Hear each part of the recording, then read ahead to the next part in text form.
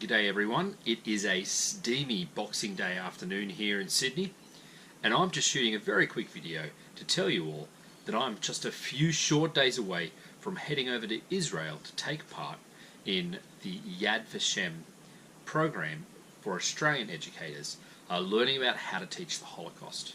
So I'm very excited about it.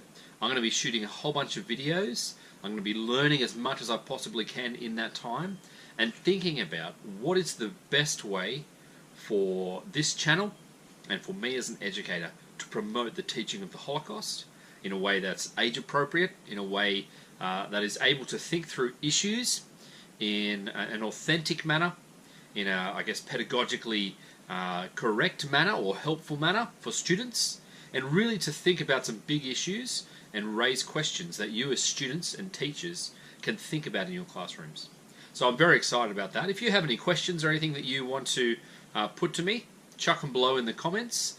I will be hopefully shooting a very quick kind of daily vlog about what I'm doing and what I learnt that day. If any of you have questions about any of that, feel free as well to comment below on the video itself, and I'll get back to you as soon as I'm able.